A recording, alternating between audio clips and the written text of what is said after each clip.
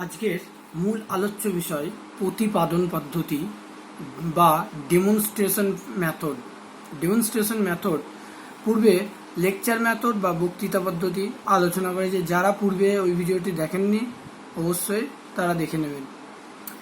প্রতিপাদন পদ্ধতি বা demonstration method কি, এর প্রকৃতি কি, এর লক্ষ্য, এর বৈশিষ্ট্য জানতে হবে। ঠিক আছে, এগুলো আমাদের জানা দরকার। সুবিধা অসুবিধা এগুলোও জানতে হবে। এই হলো মূল আলোচ্য বিষয়।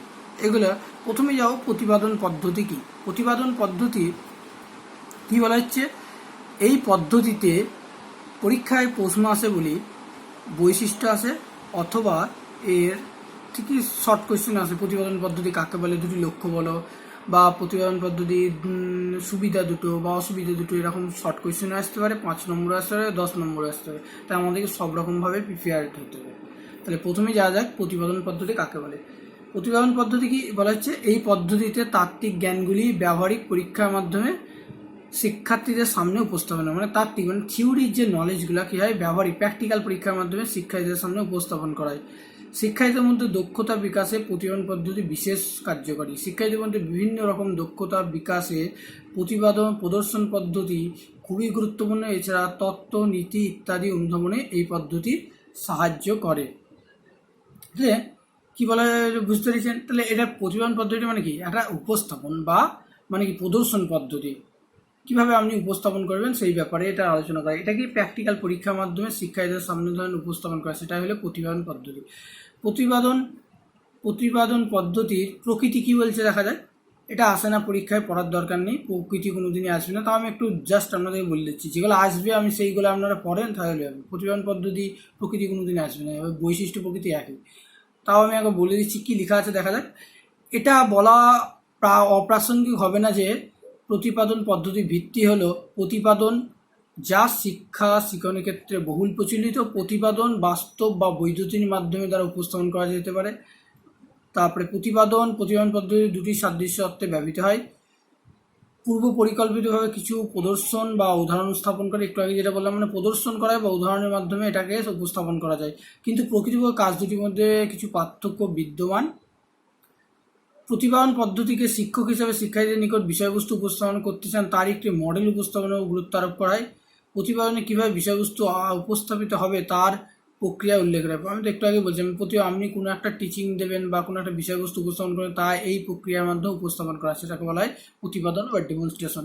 কাজে ডেমনস্ট্রেশন বা প্রতিপাদনের মাধ্যমে শিক্ষার্থীরা কতটা শিখেছে তার মূল্যায়নে এই প্রতিপাদন পদ্ধতির একটি অংশ। মানে কি, শিক্ষার্থীরা কতটা শিখছে, তারা কতটা শিক্ষণ গ্রহণ করেছে, তা কতটা তাদের ফিডব্যাক এলো সেই ব্যাপারে এটা জানা যায় কি প্রতিপাদন পদ্ধতি মানে। তাই প্রতিপাদন পদ্ধতি is a demonstration is a part of teaching, শিক্ষণের একটা অংশ বলতে গেলে।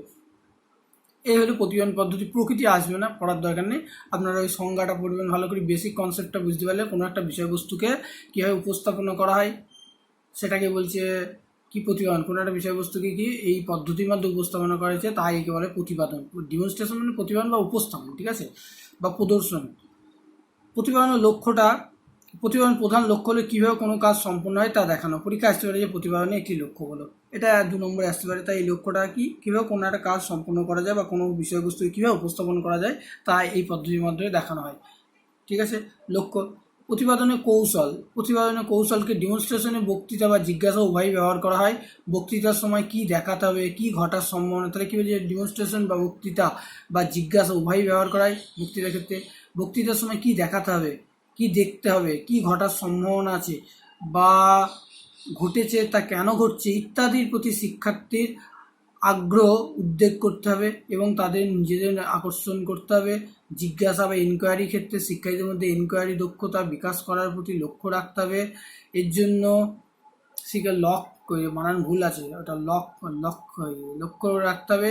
এর জন্য শিক্ষার্থীদের জিজ্ঞাসা করা হবে তুমি কি তুমি দেখছো কি হবে যখন একটি দেশলাইকারে অক্সিজেন ভর্তি জারে প্রবেশ করানো হয়, কেন এটা হবে।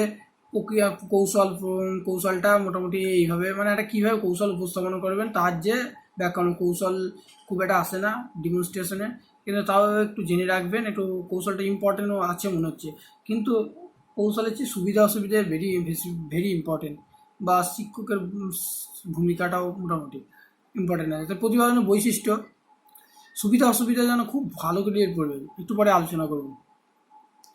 বৈশিষ্ট্য কি বলছে, বৈশিষ্ট্য দেখা যায় প্রতিপাদনকে বিশ্লেষণে সুবিধা অসুবিধাগুলোই বৈশিষ্ট্য হয়ে যাবে। এক্সট্রা যারা মনে করছেন আবার বৈশিষ্ট্য পড়বো, আবার সুবিধা অসুবিধা পড়বো, দরকার নেই। সুবিধা অসুবিধাগুলোই বৈশিষ্ট্য হয়ে যাবে, ঠিক আছে? এক্সট্রা করে পড়ার দরকার নেই, বৈশিষ্ট্য বাদ দিয়ে সুবিধা পড়লেও হবে।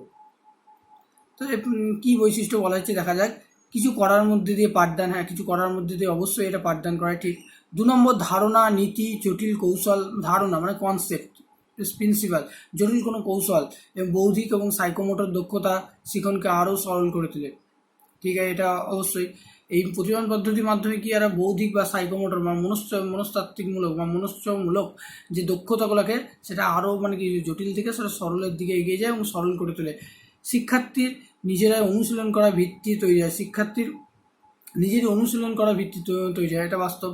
এখানে শিক্ষার্থীদের যেভাবে প্র্যাকটিস করছে তার যে একটা প্র্যাকটিসের যে প্লট বা তার যে বেস এখান থেকে কিন্তু তার তৈরি হয়ে যায়। প্রতিপাদন মানে কি, শিক্ষার্থীরা উপস্থাপন করবে, উপস্থাপন কেমনভাবে করতে হবে, কীভাবে প্রেজেন্ট করবো আমি, কীভাবে শিক্ষার্থীরা ভালোভাবে আগ্রহী বা ইন্টারেস্ট হবে আমার দিয়ে, বা কীভাবে মনোযোগ আকর্ষণ করবে, কীভাবে সেই সামগ্রিক যে রূপরেখা বা সামগ্রিক প্রস্তুতি নিয়ে যে একটা উপস্থাপনা করা, সেটা একটা বিরাট একটা গুরুত্বপূর্ণ ভূমিকা হয়। আর এই জিনিসটাই তৈরি করতে সাহায্য করে প্রতিপাদন পদ্ধতি। প্রতিপাদন ব্যবহার করার পূর্বে শিক্ষকের যথেষ্ট প্রস্তুতি প্রয়োজন। ধরেন প্রতিপাদন কোনো একটা আপনি টপিক ধরেন সেমিনারে বা ওয়ার্কশপে আলোচনা করবেন, আপনি হুট করে গেলেন আর আলোচনা করে দিতে পারবেন না, আপনাকে পূর্বে প্রস্তুতি আপনাকে সেই বিষয়ে নলেজ গেইন করতে হবে, হয় ইন্টারনেটের মাধ্যমে, নয় পাঠ্য বইয়ের মাধ্যমে, নয় অন্য কোনো রেফারেন্স বুকের মাধ্যমে, বা বিভিন্ন রকম ম্যাগাজিন বা পত্রিকার মাধ্যমে আপনাকে সামগ্রিক রূপরেখা বা জ্ঞান আপনাকে তৈরি করে সেটাই কী করতে হবে আপনাকে, বা কম্পিউটার বা অডিও ভিডিও বা প্রজেক্টরের মাধ্যমে কি বিভিন্ন রকম সাহায্য নিয়ে তখন আপনাকে উপস্থাপন করতে হবে। এই যে উপস্থাপনের সুযোগটা করে দিচ্ছে, এটাই হলো প্রতিপাদন পদ্ধতি। বুঝতে পেরেছেন? আশা করি বুঝতে পেরেছেন। নেক্সট আসা যাক শিক্ষকের ভূমিকা। দেখেন, শিক্ষকের ভূমিকা বলতে প্রতিপাদন পদ্ধতিতে শিক্ষকের ভূমিকা হলো শিক্ষার্থীদের ধারণা সম্পর্কে স্পষ্টভাবে বোঝার জন্য সঠিক পরিকল্পনা, সংগঠন এবং তার প্রয়োগ করা। ডিমনস্ট্রেশনের মান নির্ভর করে শিক্ষকের প্রস্তুতির মানের ওপর। এটা অত দেখতে হবে না, শিক্ষকের ভূমিকা দরকার নেই। শিক্ষার্থীদের ভূমিকা হবে ডিমনস্ট্রেশন দেখা, শোনা, অনুসরণ করা। ওটা বুঝতেই পারছেন, শিক্ষকের কাজ ওই অডিয়েন্সের মতো। প্রতিপাদন পদ্ধতি প্রয়োজন, এটা ভেরি ভেরি ইম্পর্টেন্ট, পড়তে হবে, এটা বাদ দিলে কিন্তু হবে না, এটা অবশ্যই পড়তে হবে। প্রতিপাদন পদ্ধতির প্রয়োজনটা ভেরি ভেরি ইম্পর্টেন্ট। কি শিক্ষার্থীরা যাতে কি এর প্রয়োজনীয়তা দেখা যায়, শিক্ষার্থীরা যাতে তত্ত্ব এবং ধারণাকে সঠিকভাবে বুঝতে পারে। তাহলে প্রতিপাদন পদ্ধতি কী বলছে এখানে দেখেন, শিক্ষার্থীরা এমনভাবে প্রতিপাদন মানে কি শিক্ষক হিসেবে আপনাকে এমনভাবে উপস্থাপন করতে হবে, ঠিক আছে, বা প্রদর্শন করতে হবে, কি প্রদর্শনটা এমনভাবে করতে হবে যাতে যে তথ্যটা আপনি দিচ্ছেন, ধরেন সে জটিল বিষয় হোক বা সহজ বিষয়, যেটাই দিচ্ছেন বা যে কনসেপ্টটা আপনি শিক্ষার্থীদের সামনে তুলে ধরতে চাইছেন, সেটা যেন সঠিকভাবে বুঝতে পারে তার ব্যবস্থা আপনাকে করতে হবে। 2 নম্বর বৌদ্ধিক দক্ষতা, যেমন ধরেন পর্যবেক্ষণ, প্রশ্নকরণ, ব্যাখ্যাকরণ, প্রকল্প গঠন ইত্যাদি বিকাশের জন্য বৌদ্ধিক দক্ষতা মানে আর কি, শিক্ষার্থীদের যাতে বৌদ্ধিক মানে তাদের যে নলেজ যে স্কিলটা যাতে বাড়ে, তার জন্য এমনভাবে প্রশ্নকরণ করতে হবে, এমনভাবে ব্যাখ্যাকরণ করতে হবে, বা এমনভাবে সেই যে প্রজেক্টটা আপনি করছেন সেই এমনভাবে গঠন করতে হবে যাতে তাদের বৌদ্ধিক দক্ষতার যে বিকাশটা ঘটে, তার জন্য আপনাকে করতে হবে। অবজারভেশনটাও সেরকমভাবে করতে হবে। নেক্সট আসা যাক সাইকোমোটর বা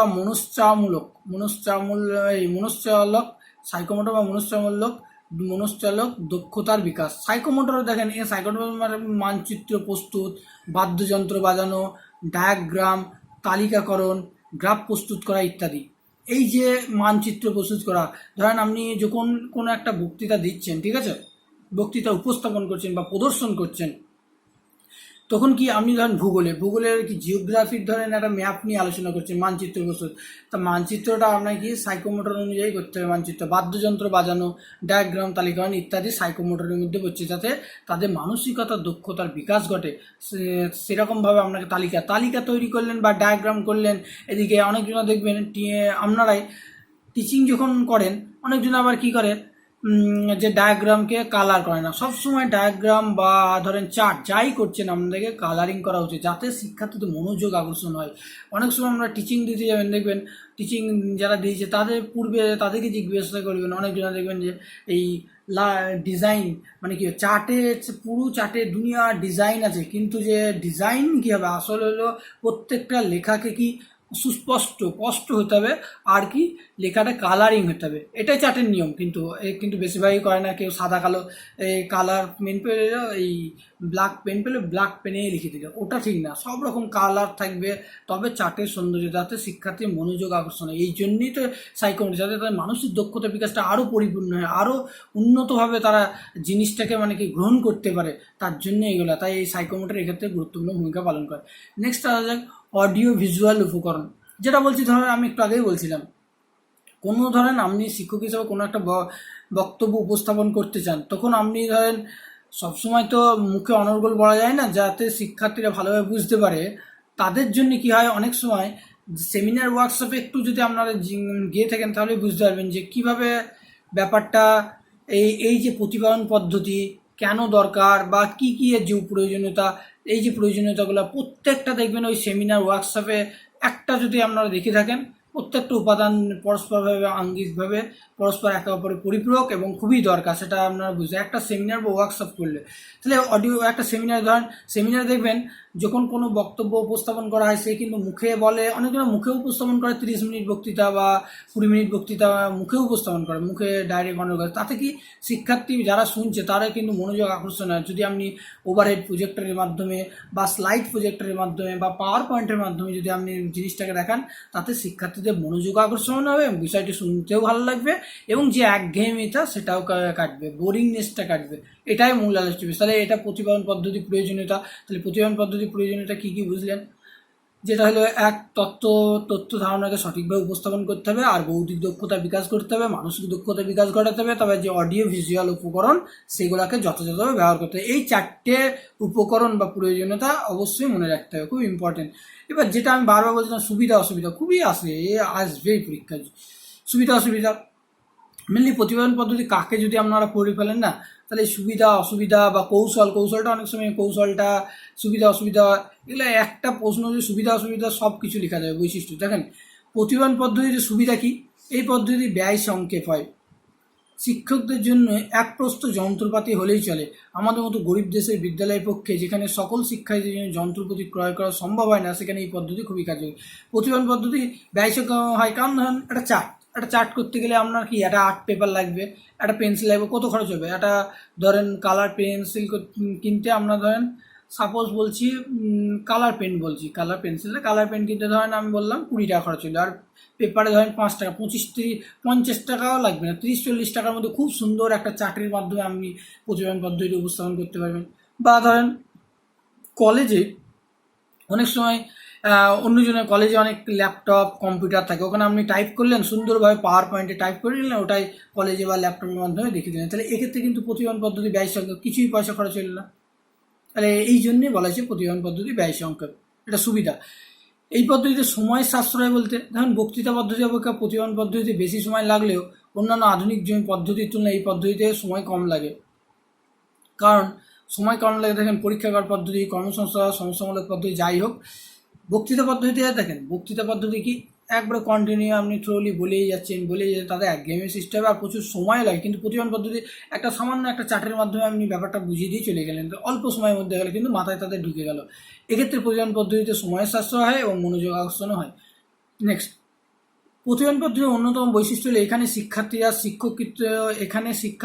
শিক্ষককৃত পরীক্ষা পর্যবেক্ষণ করবে। এখানে শিক্ষার্থীরা শিক্ষক যে পরীক্ষা করছে সেটা পর্যবেক্ষণ অবজারভেশন করবে, আর গুরুত্বপূর্ণ বিষয়গুলি লিখে নেবে, প্রয়োজন মতো ছবি আঁকবে, সিদ্ধান্ত গ্রহণ করবে। তাই এই পদ্ধতি অন্যান্য প্রাচীন পদ্ধতি তুলনায় শিক্ষার্থীদের প্রতিপাদন পদ্ধতি একটা গুরুত্বপূর্ণ এখানে শিক্ষার্থীদের কিন্তু এই অ্যাক্টিভিটিটা দেখা যায়। দেখবেন আমি লেকচার মেথডে বলেছিলাম যেখানে শিক্ষার্থীরা ডিঅ্যাক্টিভেটেড বা নিষ্ক্রিয় হিসেবে কাজ করে, কিন্তু প্রতিপাদন পদ্ধতি থেকে শিক্ষার্থীরা অনেকটা সক্রিয় হিসেবে কাজ করে, অ্যাক্টিভেটেড বা সক্রিয়তা হিসেবে কাজ করে, অ্যাক্টিভ হিসেবে কাজ করে, অ্যাজ এ অ্যাক্টিভ হিসেবে কাজ করে। আর সেই জায়গায় আমাদের কি বক্তৃতা পদ্ধতিতে ডিঅ্যাক্টিভেটেড বলতে গেলে শুনতে থাকে লিসেনার হিসাবে, ঠিক আছে। এখানে লিসেনার কোনো গল্প নেই, এখানে এখানে কি গুরুত্বপূর্ণ বিষয় লিখে রাখবে, ছবি আঁকবে, সেটা মানে প্রতিপাদন পদ্ধতিতে সামগ্রিকটা কি শিক্ষার্থীদের অ্যাক্টিভিটিটা দেখা যায়। নেক্সট, সাধারণ অতি সাধারণ শিক্ষার্থীদের ক্ষেত্রে এটি একটি কার্যকরী পদ্ধতি, কারণ শিক্ষার্থীকে এখানে সহজে পরীক্ষা করতে হয় না, ঠিক আছে, এটা বলার কিছু নেই। তারপরে এই পদ্ধতিতে বিষয়বস্তু সুপরিকল্পিতভাবে উপস্থাপন করা যায়। অন্যান্য আধুনিক পদ্ধতি নানা রকম সুবিধা থাকলেও বিষয়বস্তুর সামগ্রিকতা এবং ধারাবাহিকতা অনেক সময় বজায় রাখা সম্ভব হয় না, যার ফলে শিক্ষার্থীরা সব অর্জিত জ্ঞানকে পূর্ব অভিজ্ঞতার সঙ্গে মিশিয়ে নিতে পারে না। এই পদ্ধতিকে বিষয়বস্তুকে সুপরিকল্পিতভাবে উপস্থাপন করা যায়, মানে কি আগে পুরো পরিকল্পনা করলাম, কোথায় আমি কোন জায়গায় আমি অডিও ভিজুয়াল অ্যাড করবো, কোন জায়গায় চার্ট ইউজ করবো, প্রজেক্টরে দেখাবো, মানে সামগ্রিক একটা পরিকল্পনা করেন, এইভাবে আমি উপস্থাপন করবো, এইভাবে প্রদর্শন করবো, এই সময় আমি এইটা দেখাবো। এই যে সামগ্রিক পরিকল্পনার ব্যাপারটা এখানে দেখা যায়, আর তার ফলে উপস্থাপনটাও খুব সুন্দর হয়। তাহলে এই হলো প্রতিবেদন পদ্ধতির তাহলে সুবিধা। আরেকবার বলিনি প্রতিবেদন পদ্ধতির সুবিধাগুলি পয়েন্টগুলো বলিনি। তাহলে পরীক্ষায় আমি বারবার বলি এইভাবে এই যে সাব পয়েন্ট করা আছে আপনারা সাব পয়েন্ট করবেন না, এইগুলাই পয়েন্ট করবেন। দেখেন পয়েন্ট বলতে প্রথমে লিখবেন হেডলাইন্স ব্যয় সংক্ষেপ, 2 নম্বর সময় সাশ্রয়, 3 নম্বর এখানে পর্যবেক্ষণ বলে একটা পয়েন্ট করবেন, এটা মানে কি সহজ ও এবং কার্যকরী পদ্ধতি বলে পয়েন্ট করবেন। নেক্সট সুপরিকল্পিতভাবে উপস্থাপন বলে এই পয়েন্ট করা 5টা পয়েন্ট আপনারা করবেন। পরীক্ষা বারবার বলছি পয়েন্ট করে লেখার সুবিধা কি মার্কস বেশি পাওয়া যায়, এটাই পয়েন্ট করে। আর যারা পরীক্ষা খাতা থাকে তারা সাব পয়েন্টে দেখতে বিরক্তি চলে আসতে পারে, কিন্তু পয়েন্টে তারা থাকলে শিক্ষার্থীদেরও যেমন মার্কস আসে, শিক্ষকেরও খাতা দেখতে সুবিধা হয়। নেক্সট প্রতিপাদনের কি অসুবিধা, সুবিধা তো অনেক বললাম। এই পদ্ধতিটায় শিক্ষার্থী কেন্দ্রিক নয়, সমগ্র পরীক্ষাটি পর্যন্ত শিক্ষক দ্বারা সম্পাদিত হয়ে বলে শিক্ষার্থী খুব উৎসাহ বোধ করে না। দেখেন এখানে আমি কি বলেছি, যেখানে প্রতিবেদন পদ্ধতি শিক্ষার্থী কেন্দ্রিক নয় এটা মানা যায়, কিন্তু প্রতিবেদন পদ্ধতির শিক্ষার্থীরা অ্যাক্টিভ থাকে, মানে যেভাবে যেখানে লেকচার মেথডে কোনো অ্যাক্টিভিটিই দেখা যায় না শিক্ষার্থীদের, সেক্ষেত্রে কিন্তু প্রতিবেদন পদ্ধতিতে এইটা দেখা যায়, অ্যাক্টিভিটি দেখা যায়, সক্রিয়তাটা দেখা যায়, তাই এটা শিক্ষার্থী কেন্দ্রিক নয়। ঠিক আছে, ব্যক্তিগত পার্থক্য নীতি অনুসরণ করা এখানে সম্ভব নয়, তবে শিক্ষার্থীরা তার ক্ষমতা অনুযায়ী অগ্রসর হওয়ার সুযোগ পায় না। এখানে ব্যক্তিগত ইন্ডিভিজুয়াল কে দুর্বল কে কম সবল এই ব্যাপারটা না, এখানে কি একটা শিক্ষক কী করবে, তার যে কীভাবে উপস্থাপন করবে, কোন সময় কী ইউজ করবে, পুরো মানে বক্তৃতা পদ্ধতির কাছাকাছি প্রতিবেদন পদ্ধতি বলা যেতে পারে। এখানে ওই কাউকে যে ইন্ডিভিজুয়ালভাবে দেখবে স্পেশাল ক্লাস নিয়ে সেটার এখানে অবস্থার থাকে না। নেক্সট, নিজে হাতে পরীক্ষা করার সুযোগ না থাকায় ব্যবহারিক দক্ষতা অর্জনের সুযোগ এখানে ঘটে না। এখানে ল্যাবরেটরি স্কিল অর্জনের সুযোগ ঘটে না, ব্যবহারিক দক্ষতা নেই। সব ইন্দ্রিয়গুলির চর্চা হয় না, কেবল দর্শন ও শ্রবণের মাধ্যমে এখানে বিজ্ঞানের সব রকম তথ্য আয়ত্ত করা যায় না, তাহলে সব ইন্দ্রিয়গুলির চর্চা এখানে হয় না। ঠিক আছে, লাস্ট কী বলছে, শ্রেণীতে বিশৃঙ্খলা সৃষ্টি হওয়ার সম্ভাবনা থাকে এখানে। হ্যাঁ ঠিক, শিক্ষককে সর্বদা পরীক্ষায় প্রতি মনোযোগ দিতে হয়, ফলে শিক্ষার্থীদের প্রতি দৃষ্টি রাখা সম্ভব হয় না। এছাড়া পরীক্ষার্থী শিক্ষার্থী এত আর বলা দরকার, শ্রেণী বিশৃঙ্খলা বুঝতে পারছেন। নেক্সট লাস্ট আসা যায় প্রশ্নোত্তর আলোচনাকালে মেধাবী শিক্ষার্থীরা এগিয়ে আসে, ফলে সাধারণ শিক্ষার্থী শিখতে পারলো কি পারলো না সেটা জানা সম্ভব না। আমি একটু আগে বলছিলাম যে দুর্বল ছাত্রছাত্রীরা কি জানতে বুঝতে পারলো না সেটা এখানে জানার অবকাশ থাকে না। মেধাবী শিক্ষার্থীদের ক্ষেত্রে কিন্তু প্রতিবেদন পদ্ধতি খুবই গুরুত্বপূর্ণ। তা উপসংহারে বলা যায় কি, একজন সুশিক্ষক উপযুক্ত অসুবিধাগুলি দূর করা মোটেই কষ্টসাধ্য নয়। প্রতিবেদন পদ্ধতির সঙ্গে প্রয়োজনীয়তা অন্যান্য শিক্ষার্থী কেন্দ্রে এই সুফল পাওয়া যায়। ঠিক আছে, তো এই হলো প্রতিবেদন পদ্ধতির সামগ্রিক ব্যাপার। প্রতিবেদন পদ্ধতি আপনাদেরকে যে প্রশ্নগুলো আসবে পরীক্ষা কাকে বলে ভালো করে পড়বেন, বারবার বলছি সুবিধা অসুবিধা খুব সুন্দরভাবে পড়বেন, কৌশলটা একবার দেখে নেবেন, আর যে সুবিধাগুলো সেগুলাই ওই প্রয়োজনীয়তা হিসাবে কাজ করবে, আর প্রয়োজনীয়তাটা পড়বেন। এই তিনটে প্রশ্ন পড়বেন, 1 কাকে বলে, 2 সুবিধা অসুবিধা, আর 3 প্রয়োজনীয়তা, আর 4 কৌশলটা একটু দেখে রাখবেন। এই কটা প্রতিবেদন পদ্ধতিতে পড়লেই আশা করি আপনারা উপকৃত হবেন। Thank you.